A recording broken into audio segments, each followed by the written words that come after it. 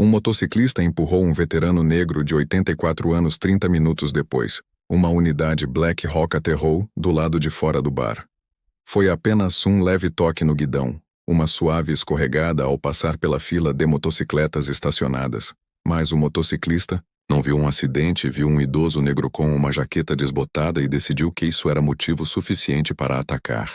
Um estrondo alto e agudo cortou o ar da tarde e Joseph Williams, um veterano de 84 anos, caiu no chão com a mão ainda a segurar o pão que tinha acabado de comprar.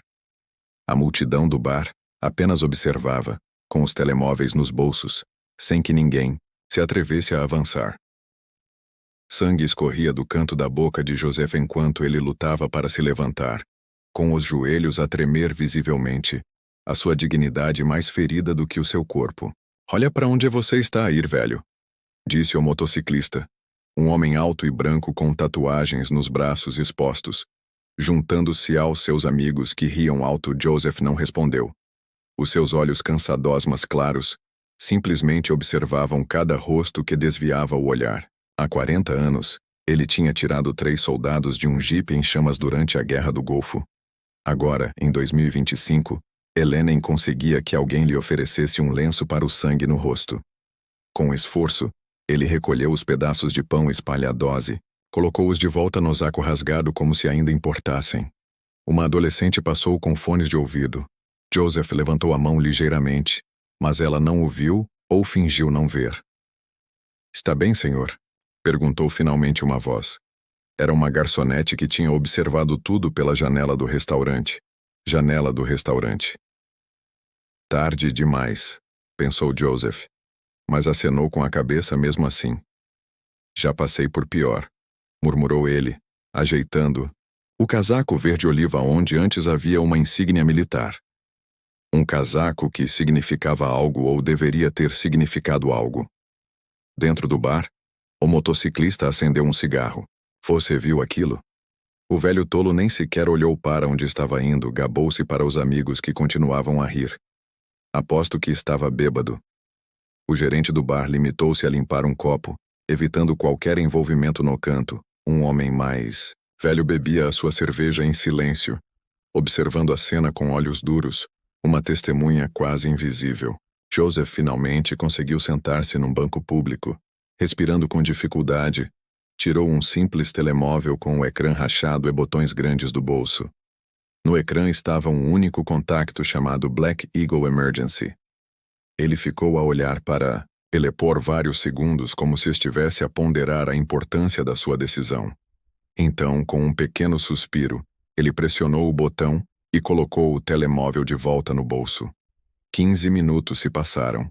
Joseph permaneceu sentado, impassível, como se estivesse à espera de um autocarro, que só ele sabia que estava a chegar. Então o primeiro tremor abalou o chão. Um som ritmado e profundo que fez os copos no bar e as mesas chocalharem. Uma vibração que aumentava a cada segundo que passava.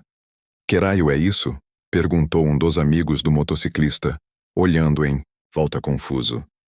O som transformou-se num rugido. As pessoas começaram a sair das lojas à procura da origem do barulho crescente. O motociclista levantou-se. A confiança que demonstrara minutos antes começava a vacilar perante o desconhecido. Joseph permaneceu sentado, os olhos agora brilhando com algo que não estava lá antes. Não era medo, não era raiva. Era algo que fazia as pessoas desviarem o olhar novamente, mas por um motivo completamente diferente. Um menino apontou para o céu. "Olha, pai", helicópteros ao longe, cortando o céu como pássaros de guerra. 3 silhuetas escuras avançavam diretamente em direção ao centro da cidade, com o símbolo das Forças Armadas claramente visível em seus capacetes pretos. A multidão na calçada congelou. O sorriso desapareceu do rosto do motociclista e Joseph ainda sentado no seu lugar, com o rosto machucado, mas a dignidade intacta, apenas esperava. Se acredita que o respeito não tem idade nem cor, e que algumas histórias de justiça precisam ser contadas até o fim, não deixe de se inscrever para descobrir o que acontece quando aqueles que servem o seu país finalmente recebem a justiça que merecem. Os 3 helicópteros Black Hawk pousaram com precisão militar na praça central a menos de 100 metros do bar. Não havia sirenes nem gritos. Apenas o silêncio disciplinado de homens treinados para situações de alta tensão. 12 soldados desceram em formação perfeita, as botas batendo no asfalto em uníssono perturbador à frente do grupo. Uma mulher negra de cerca de 50 anos avançou. Com uma autoridade inquestionável, a coronel Evelyn Williams não usava capacete, apenas um uniforme impecável com insígnias de alto comando de operações especiais. Os seus olhos penetrantes e calculistas examinaram a multidão até encontrarem Joseph ainda sentado no banco.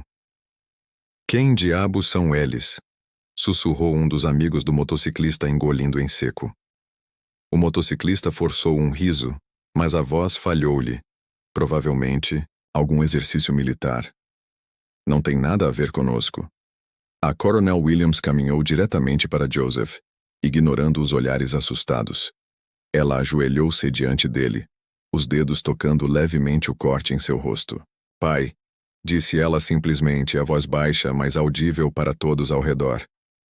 "Desculpe por ter demorado tanto." Um murmúrio percorreu a multidão. "Pai, o velho tinha uma filha Quira Coronel. Você não precisava se dar todo esse trabalho, Evelyn", respondeu Joseph suavemente. "Eu só queria alguém para me dar uma boleia para casa." Ela sorriu, mas os seus olhos permaneceram frios. "Quando usas o código de emergência, trazemos tudo o que temos." Entretanto, 2 dos soldados aproximaram-se do bar sem dizer uma palavra, apenas acenando com a cabeça. Os clientes começaram a sair. O motociclista permaneceu com as mãos a apertar o copo com força desnecessária. "Isto é ridículo", disse ele em voz alta demais, tentando manter alguma dignidade. "O velho esbarrou na minha moto, ele deveria estar pedindo desculpas." Um silêncio pesado tomou conta da rua. A Coronel Williams levantou-se lentamente ajustando o cap militar. Ela não olhou imediatamente para o motociclista em vez disso. Fez um gesto sutil para um dos soldados que se aproximava com um tablet. "Sargento Roberts, gostaria que você me lembrasse o histórico militar do Sargento Joseph Williams." O soldado acenou com a cabeça. "Sargento Joseph Williams, senhor. Força Aérea dos Estados Unidos. Força Aérea dos Estados Unidos de 1959 a 1985. Condecorado com a Estrela de Bronze por bravura em combate durante a Guerra do Vietnã. Parte da equipa que resgatou 16 soldados cercados em território hostil em 1968. O homem fez uma pausa, olhando brevemente para Joseph com respeito genuíno antes de continuar. Ele foi um dos primeiros pilotos negros a ingressar nas operações especiais, serviu então como instrutor de voo para a unidade, que mais tarde se tornaria o 160º Regimento de Operações Especiais da Aviação, os Night Stalkers. Todo o bar agora olhava para Joseph como uma nova compreensão. O velho que parecia insignificante minutos atrás era, na verdade, uma lenda militar viva. O motociclista palideceu visivelmente, mas tentou manter a compostura. "Olhe, eu não sabia, é claro que não sabia." Coronel Williams interrompeu, finalmente voltando-se para ele. "Você viu apenas um velho negro e decidiu que ele não merecia o seu respeito." Ela aproximou-se do motociclista, não de forma ameaçadora, mas com uma presença que o fez recuar inconscientemente. "Sabe o que mais o senhor não sabe?" continuou ela com a voz calma, mas cortante. "O senhor não sabe que o meu pai treinou todos os pilotos Black Hawk em operações especiais durante 2 décadas. O senhor não sabe que metade dos homens e mulheres que saíram daqueles helicópteros aprenderam a voar com ele." Atrás dela, Joseph levantou-se lentamente. "Evelyn", chamou ele gentilmente. "Isto não é necessário." "É, pai", respondeu ela sem tirar os olhos do motociclista porque algumas lições precisam ser ensinadas publicamente. Naquele momento, outro veículo se aproximou, um carro da polícia. Um homem de uniforme com um distintivo de xerife saiu. Ele era alto, negro, com cabelos grisalhos nas têmporas e o rosto preocupado enquanto caminhava rapidamente em direção a Joseph. "Recebi a sua mensagem, coronel", disse ele a Evelyn antes de se virar para Joseph. "Está tudo bem, senhor?" Joseph sorriu, levemente. Estou bem, Michael. A sua irmã está a exagerar como sempre. Xerife Michael Williams, outro dos filhos de Joseph, olhou furiosamente para o motociclista. É este o homem que agrediu o meu pai, gaguejou o xerife. O motociclista finalmente percebeu a extensão do seu erro. Eu não sabia quem ele era e isso deveria fazer diferença, perguntou Michael com voz baixa e controlada. Todas as pessoas idosas merecem respeito, independentemente de quem seja a sua família. Enquanto isso, as pessoas se aproximavam com os seus telemóveis, vídeos eram gravados e a história se espalhava pelas redes sociais em tempo real. O motociclista Agraide, veterano negro de 84 anos, família militar e policial, responde com força Joseph. Assistiu a tudo com uma expressão complexa. Parte resignada, parte triste, parte orgulhosa dos filhos que criou. Ele nunca quis ser o centro das atenções, nunca. Pediu reconhecimento especial, mas ao longo da vida, enfrentou situações em que sua dignidade foi questionada simplesmente por causa da cor da sua pele. O motociclista, agora visivelmente nervoso, olhou em volta como se procurasse uma saída. Mas o que ele não sabia era que a família Williams não estava ali apenas para intimidar. Eles tinham um plano que ia muito além daquele momento de confronto, um plano que iria revelar algo muito mais profundo sobre a comunidade em que viviam e sobre o próprio motociclista, e à medida que a multidão crescia e as câmaras continuavam a filmar, uma verdade incômoda pairou sobre todos. Quantos Joseph Williams passavam despercebidos todos os dias? Quantas vezes a sociedade olhava para os idosos, especialmente os negros, e os tornava invisíveis até descobrirem que não estavam sozinhos? Isso é completamente exagerado, protestou o motociclista, olhando nervosamente para os soldados ao seu redor. Foi apenas um tapa. Ele nem ficou realmente ferido. O xerife Michael Williams lentamente pegou o seu telemóvel. Tenho algo para mostrar a todos vocês, anunciou ele com uma voz perturbadoramente calma. Com alguns toques na tela, ele projetou um vídeo na parede externa do bar. A imagem mostrava o mesmo local 2 semanas antes. Joseph estava sentado no mesmo banco observando a rua. O mesmo motociclista passou por ele lançando-lhe um olhar de desprezo. Ei, velho, esse banco é para clientes, disse no vídeo. Estou apenas a descansar. Joseph respondeu, educadamente. O vídeo mostrava o motociclista empurrando o idoso, derramando café em suas roupas. Aprenda o seu lugar, velho. Ele riu antes de entrar no bar. A multidão assistia em silêncio horrorizado. Este não era um incidente isolado, era assédio sistemático. Instalamos câmaras de segurança depois da 3ª vez que você assediou o meu pai, explicou Michael. Queríamos provas. O coronel Williams deu um passo à frente.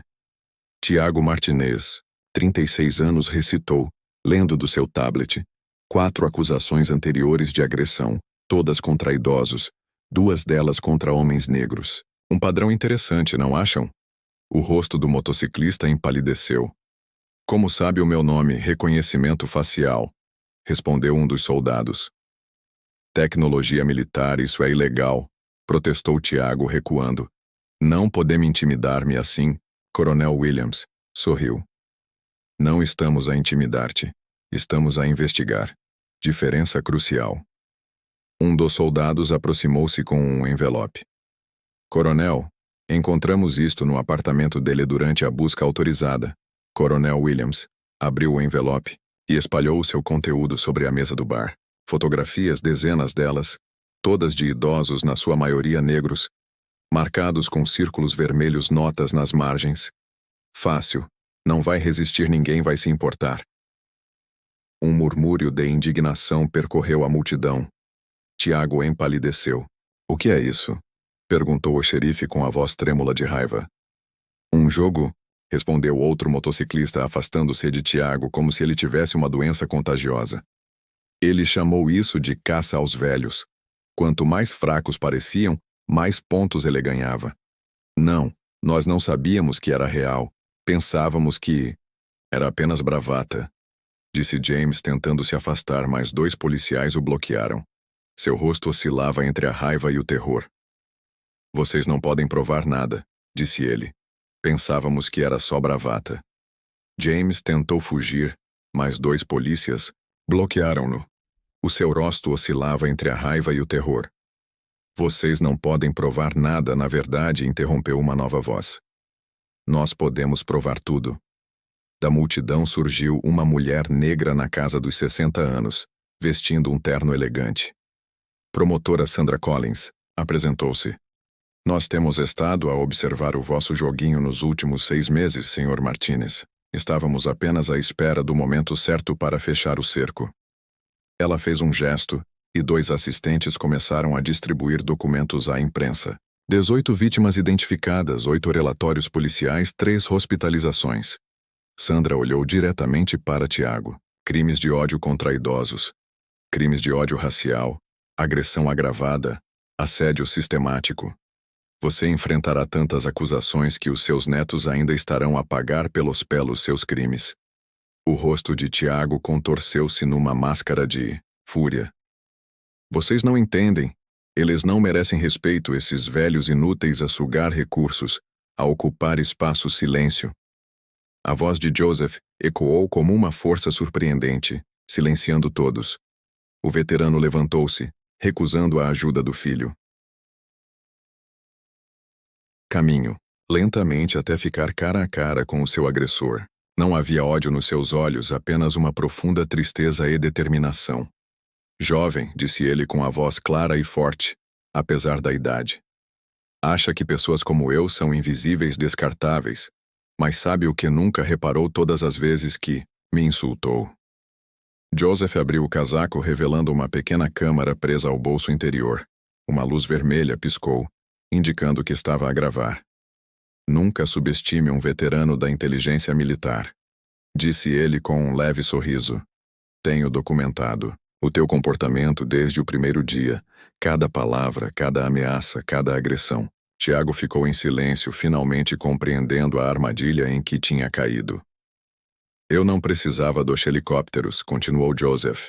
Não precisava do xerife nem do promotor. Só precisava que mostrasses quem realmente és em público, uma última vez.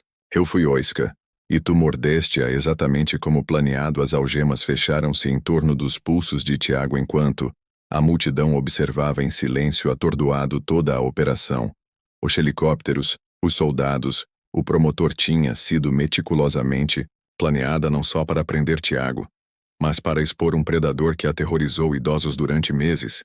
E foi Joseph, o aparentemente frágil veterano de 84 anos, que orquestrou tudo. A história seria nas notícias nacionais na manhã seguinte, mas o momento mais poderoso ainda estava por vir.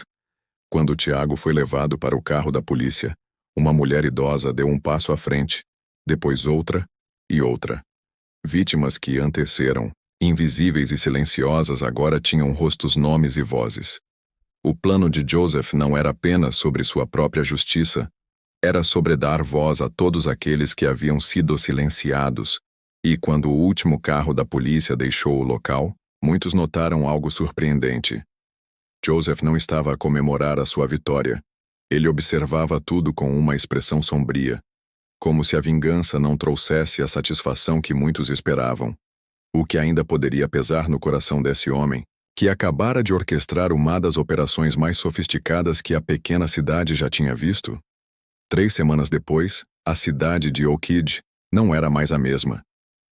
A história de Joseph Williams se espalhou por todo o país, movimento nacional contra a violência e a discriminação contra os idosos, especialmente aqueles de minorias raciais, mas no pequeno tribunal municipal.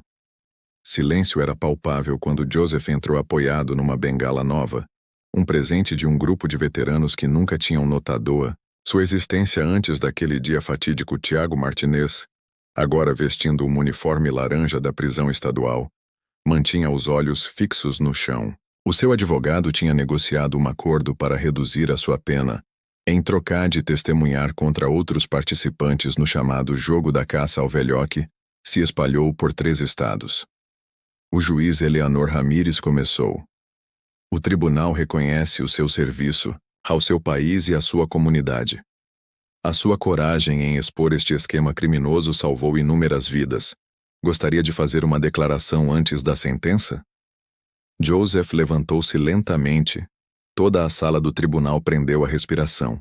Há 60 anos, ele começou com a voz firme apesar da idade. Quando entrei para a Força Aérea, disseram-me que eu não pertencia àquele lugar, que um homem negro nunca poderia pilotar aquelas máquinas. Eu provei que estavam errados. Não por raiva ou vingança, mas porque acreditava na dignidade do serviço. Ele olhou diretamente para Tiago antes de continuar. Eu poderia ter morrido naquele dia na calçada, um velho negro espancado, apenas mais uma estatística, mas escolhi usar o que aprendi em décadas de serviço: paciência, estratégia e a compreensão de que a verdadeira batalha não é contra um indivíduo, mas contra o sistema que permite que isso aconteça. Um murmúrio percorreu a sala, quando Joseph se virou para a multidão. Senhor Martinez não é o verdadeiro inimigo. Ele é um sintoma de algo maior, uma sociedade que ensina que algumas vidas valem menos do que outras, que pessoas como eu são descartáveis. Joseph então fez algo que ninguém esperava. Ele caminhou até Tiago e estendeu a mão. Por essa razão, meritíssimo, peço que a sentença inclua serviço comunitário extensivo com veteranos e idosos, não como punição, mas como educação. Tiago olhou para a mão estendida com os olhos marejados, incapaz de compreender esse ato de compaixão. Por quê? Ele sussurrou finalmente, encontrando a voz depois de tudo o que tinha feito. Porque há 60 anos, Joseph respondeu calmamente. Quando eu estava prestes a desistir do meu sonho de voar, um homem branco idoso estendeu a mão para mim quando ninguém mais o fez, o meu instrutor de voo, o capitão Thomas Martinez. Tiago congelou, o sobrenome ecoando na sala. O seu avô Joseph enfrentou o racismo da sua época para me treinar, arriscando a própria carreira. Quando vi o seu sobrenome naquelas fotos, soube que tinha de fazer mais do que apenas punir-te. Tinha de honrar o legado do teu avô. Lágrimas escorriam pelo rosto de Tiago quando a verdade o atingiu. O meu avô falava de um piloto negro que se tornou. A sua maior conquista como instrutor eras tu, Joseph. Acenou com a cabeça ao círculo, fecha-se de formas estranhas, não é? A sentença foi proferida 5 anos de prisão, com possibilidade de liberdade condicional após 2. Seguidos de 1000 de serviço comunitário no novo Centro de Veteranos Joseph Williams. Uma instalação que seria construída com fundos doados depois que a história se tornou viral. 6 meses depois, Joseph visitou o Centro de Veteranos em construção. O que antes era um terreno baldio era agora um espaço de dignidade e respeito. A coronel Evelyn Williams, agora trabalhando em part-time como consultora do Pentágono, estava supervisionando o projeto pessoalmente. Nunca imaginei que aos 84 anos estaria a começar algo novo, comentou Joseph enquanto observava os trabalhadores a instalar uma placa na entrada. Você sempre foi um pioneiro, pai, respondeu Evelyn, a primeira piloto negra da sua unidade, instrutora de operações especiais, e agora isto. A placa brilhava ao sol. Joseph Williams Veteran Center, onde a idade é honrada e o serviço é lembrado. Nas semanas que se seguiram, algo extraordinário começou a acontecer. Veteranos idosos de todo o país, muitos deles negros, latinos e outras minorias, começaram a aparecer, partilhando histórias semelhantes de discriminação e negligência. O que tinha começado como um único caso de justiça transformou-se num movimento nacional. Numa tarde de outono, enquanto Joseph conduzia uma visita ao centro quase concluído, reparou num rosto familiar entre os voluntários. Tiago Martinez, em liberdade condicional por serviço comunitário, pintando cuidadosamente uma sala de reuniões. Os seus olhos se encontraram, não mais como vítima e agressor, mas como 2 homens ligados por uma história comum e pela promessa de um futuro onde a dignidade não conheceria idade, raça ou circunstâncias. Vocês sabem o que o meu pai costumava dizer sobre vingança? Perguntou Joseph ao grupo de jornalistas que o seguia. Ele dizia que a verdadeira vingança não é derrubar as pessoas que nos magoaram. É construir algo tão significativo que eles são forçados a olhar para cima para ver-te. No final daquele ano, o Centro de Veteranos Joseph Williams já tinha atendido Mais de 5.000 veteranos idosos, muitos dos quais tinham sido invisíveis para o sistema durante décadas. A iniciativa gerou projetos semelhantes em 12 estados, e tudo começou com um empurrão, um helicóptero Black Hawk, e um homem que se recusou a ser invisível.